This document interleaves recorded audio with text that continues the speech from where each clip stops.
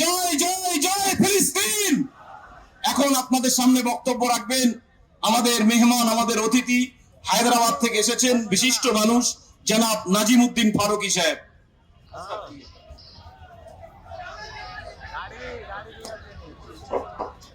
السلام علیکم ورحمۃ اللہ وبرکاتہ۔ الحمدللہ الحمدللہ رب العالمین،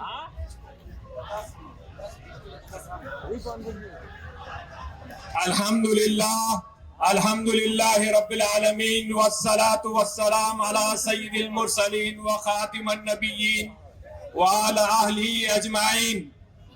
میں سب سے پہلے دور دراز سے جو ہمارے بھائی تکلیف اٹھا کر اس جلوس میں آئے اور اس جلسے کے اندر فلسطینی مصیبت زدہ ماؤں بہنوں بچوں کی شہادت کے اوپر سب اجتماعی اپنا احتجاج پیش کرنے کے لیے ہندوستان کا ایک بہترین احتجاجی جلسہ ہمارے محترم قائد جناب قمر الاسلام صاحب اور دیگر علماء کرام نے یہاں پر ایسا اتحاد کا مظاہرہ کیا جس کے اندر حنفی بھی ہیں، حنبلی بھی ہیں، جماعت اسلامی بھی ہے، تبلیغی جماعت بھی ہے، امت کا کوئی فرد اس میں چھٹا نہیں ہے۔ میرے تہہ دل سے آپ سب کا میں جو ممنون و مشکور ہوں کہ آپ حضرات نے مجھے یہاں کچھ کہنے کا موقع دیا۔ عزیزان گرامی، مسئلہ فلسطین اور بیت المقدس کی آزادی کا مسئلہ انتہائی علم، ندم اور بقا کا مسئلہ ہے۔ یہ ایسا مسئلہ ہے جو عقیدت سے بھی تعلق رکھتا ہے، ایمان سے بھی تعلق رکھتا ہے، تاریخ سے بھی تعلق رکھتا ہے اور پھر ہماری تہذیب سے بھی تعلق رکھتا ہے۔ دوسری بات یہ کہوں کہ آزادی فلسطین کا تعلق، آزادی فلسطین کی تحریک کا تعلق اسی سرزمین سے بھی ہے، ہندوستان کی آزادی سے۔ میں آپ کو یاد دلانا چاہتا ہوں 3 لوگوں نے ہندوستان کے آزادی فلسطین میں بہت زبردست رول ادا کیا تھا۔ ایک مولانا محمد علی جوہر 1931 کے اندر جب لندن گئے تو انہوں نے کہا تھا کہ جب تک کہ ہندوستان کو اور فلسطین کو آزادی نہیں مل جاتی میں یہاں سے نہیں جاؤں گا، اگر میں یہاں مرتا ہوں تو مجھے فلسطین نہیں بیت المقدس کے قبرستان میں دفن کیا جائے۔ اور ان کا وصال لندن میں ہوا اور ان کی تدفین بیت المقدس کے قبرستان میں ہوئی، وہاں کتبہ لکھا ہے۔ دوسرے کہ ہمارے جو آزادی کے روح رواں گاندھی جی نے کہا تھا کہ فلسطینیوں کو فلسطین ملنا چاہیے۔ اس کے بعد یہ جو غزہ آج آپ سن رہے ہیں، غزہ کی اگر آپ تاریخ سنیں گے تو پورے دہل جائیں گے۔ غزہ 3000 سال کی اپنی ہسٹری رکھتا ہے لڑنے کی۔ غزہ اچھے بڑے بڑے دنیا کے لشکروں کو پاچ کر چکا ہے۔ میں آپ کو مختصر یاد دلانا چاہتا ہوں 1256 کے اندر بغداد کے اندر تاتاریوں نے حملہ کر 2,20,00,000 مسلمانوں کو 40 دن کے اندر کاٹ کے جو ہے ٹکڑے کر کے پورے جو ہے وہاں پر خون کے آبشاروں کی ندیاں بہنے لگی تھی۔ اس کے 7 مہینے کے بعد غزہ سے لشکر آیا اور انہوں نے تاتاریوں کو ایسی زبردست شکست دی کہ تاریخ کے اندر لکھا ہے۔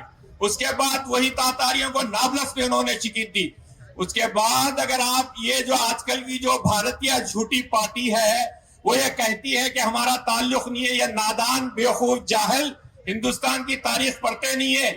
ہمارے سب سے پہلے پرائم منسٹر جواہر لال نہرو نے 19 مئی 1960 کو اس وقت بھی اسی طرح سے اسرائیلیوں نے غزہ میں قتل عام کیا تھا تو وہ خود اپنا پلین لے کے جو غزہ گئے۔ 19 مئی تاریخ چیک کرو تو غزہ کی تاریخ کا تعلق ہندوستان سے ہے۔ عزیزان گرامی، 75 سال سے امت اسلامیہ فلسطین کو اسی لیے پیسا جا رہا ہے کہ وہ ہمارا قبلِ اول ہے۔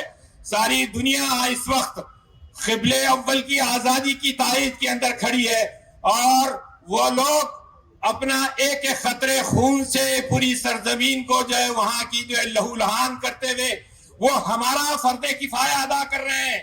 وہ مسئلہ فلسطین کا نہیں، وہ مسئلہ فلسطینیوں کا نہیں، وہ مسئلہ عربوں کا نہیں، بلکہ سارے عالم اسلام کے امت اسلامیہ کے مسلمانوں کا مسئلہ ہے۔ وہ ہمارا قبلِ اول ہے اور ان کی ایک کہا میں، ایک تڑپ میں اور ان کی ایک جدوجہد کے اندر ہم اس میں شریک ہیں اور ان کے اخلاقی ساتھ دینے والے ہیں۔ عزیزان گرامی، آپ کو یاد ہونا چاہیے، ہم ہر چیز یاد رکھتے ہیں، بڑی بڑی فلموں کے جو اسٹوریاں یاد رکھتے ہیں، لیکن اگر ہم بد نصیب ہیں اگر جو فلسطین کی تاریخ کو یاد نہ کریں گے، یہ جو ظلم کا چکر 1948 سے چلا ہے، اس کے بعد کتنی مرتبہ ان کو بمبارڈمنٹ کے ذریعے جو ہے 3-4 ممالک نے ہلاک کیا، لیکن اللہ کو یہی مقصود تھا۔ میں آپ کو بتاؤں، آج فلسطینیوں کی جو آبادی ہے وہ یہودیوں سے بڑھ کے ہے۔ محض اگر جس وقت بھی جو ہے UN کی طرف سے وہاں پہ الیکشن ہو جائے گا تو فلسطینی اکثریت میں ہیں، اسی لیے ان کو مغربی پٹی میں، ان کو غزہ کے اندر، ان کو داخلی جو ہے اسرائیل کے اندر 3 ٹکڑوں میں بانٹ دیا گیا ہے، اور بقیہ 50 لاکھ سے زیادہ فلسطینیوں کو، مہاجروں کو زبردستی ڈھکیل کر اردن اور مصر کی سرحدوں کے اندر پہنچا دیا گیا ہے۔ یہ بھی آپ کو جان کر تعجب ہوگا کہ جتنے قریبی وہاں کے پڑوسی ممالک ہے، ہر سال امریکہ سے اسرائیل کی طرح انہیں بھی ایڈ ملتی ہے تاکہ فلسطینیوں کو ادھر نہ جانے دیا جائے، نہ ادھر آنے جانا دیا جائے، لیکن ایک وقت آئے گا کہ انشاءاللہ تعالی فلسطینیوں کی، مظلوموں کی انشاءاللہ فتح ہوگی۔ ہم مجرموں کے خلاف ٹھہرے ہیں، ہم ظالموں کے خلاف ٹھہرے ہیں، ہم قاتلوں کے خلاف ٹھہرے ہیں، اور ہم انصاف کے ساتھ ہیں۔ جب تک انصاف کے لیے ایک ایک ہمارا بچہ لڑتا رہے گا، اس وقت تک جب اس انصاف ہم کو نہیں ملے گا۔ عزیزان گرامی، حالات ایسے ہی نہیں بدلتے، حالات بدلنے کے لیے آپ کا ہمارا ایمانی جذبہ چاہیے، آپ کا ہمارا وَلَا تَخَافُونَ إِلَّا اللَّهِ، اور ہم کسی سے نہیں ڈرتے۔ اور آپ جانتے ہیں کہ جیسا کہ میں نے ابتدا میں کہا کہ سورہ بنی اسرائیل کی جو پہلی آیت ہے کہ اگر آپ اس پہ ایمان نہیں لاتے 15ویں پارے کی جی، تو پھر آپ جو ہے مسلمان نہیں ہو سکتے۔ 25 سے زیادہ مقدسہ مقامات ہیں، وہاں جتنے معجزے ہیں دنیا کے کسی مقام پہ اتنے معجزے نہیں ہیں، جس میں سے ایک معجزہ آپ کو یاد دلاؤں کہ والتین والزیتون کا جو سورہ ہے 97 نمبر کا، کہ تین اور زیتون کا اللہ تعالیٰ نے قرآن میں کیوں نام لیا؟ 3000 سال کا درخت آج بھی زیتون کا پھل دیتا ہے، یہ سب سے بڑا معجزہ ہے۔ حضرت بی بی مریم عیسیٰ علیہ السلام کی پیدائش کہاں پہ ہوئی؟ اور اگر آپ بیت المقدس بھلاتے ہیں تو خدا نہ خواستہ یہ سمجھیے کہ آپ اسلام کی نماز کے سسٹم کو ہی بھلا دے رہے ہیں۔ معراج کی جائے معراج ہے، مسرت النبی صلی اللہ علیہ وسلم ہے بیت المقدس، جہاں سے آپ صلی اللہ علیہ وسلم کو آسمان پہ بلایا گیا تھا، اور وہاں بلانے کے بعد 28 احکامات اللہ تبارک و تعالیٰ نے نبی صلی اللہ علیہ وسلم کو دیے۔ میں آپ حضرات کا بہت شکریہ ادا کرتا ہوں اور ممنون و مشکور ہوں، اور قمر الزمان صاحب کا اور ان کے تمام ساتھیوں کا، اور وہ تمام کلکتہ کے ان مجاہدین کا اور ان معمارین کا اور ان قائدین کا، ان زعماء کا، جنہیں نے مجھے وقت دیا کہ میں کچھ الفاظ آپ کے سامنے بیان کروں، اور مقررین انتظار میں ہے۔ آپ تمام کا شکریہ، جزاک اللہ۔ آخر میں کہوں گا وَإِذْ عُدْتُمْ عُدْنَا وَإِذْ زُدْتُمْ زِدْنَا وَإِذْ صَدَقْتُمْ صَدَقْنَا۔ ہمارا مجاہدین کا جو رول ہے وہ یہی ہے، اِذْ عُدْتُمْ عُدْنَا، اگر تم ہم سے دشمنی کرو گے تو ہم بھی تم سے دشمنی کریں گے، تم ہماری مخالفت کریں گے تو ہم بھی تمہاری مخالفت کریں گے، اگر تم ہمارے سے دوستی کریں گے تو ہم بھی تم سے دوستی کریں گے۔ وآخر دعوانا الحمدللہ رب العالمین۔